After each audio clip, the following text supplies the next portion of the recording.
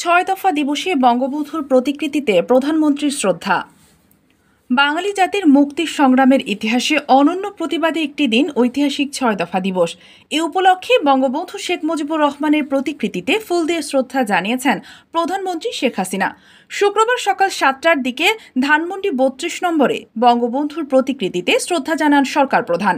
এ সময় ফুল অর্পণ করে কিছু সময় নীরব দাঁড়িয়ে থাকেন তিনি।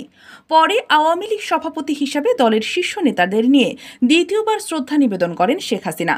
এরপর ছাত্রলীগ, যুবলীগ, স্বেচ্ছাসেবক লীগ সহ আওয়ামী লীগের বিভিন্ন সহযোগী ও ভ্রাতৃপ্রতিম সংগঠনের নেতাকর্মীরা শ্রদ্ধা নিবেদন করেন। 1966 সালের 7 জুন বঙ্গবন্ধু শেখ মুজিবুর রহমান ঘোষিত বাঙালি জাতির মুক্তির সনদ 6 দফা দাবির পক্ষে দেশব্যাপী তীব্র গণ আন্দোলনের সূচনা হয়।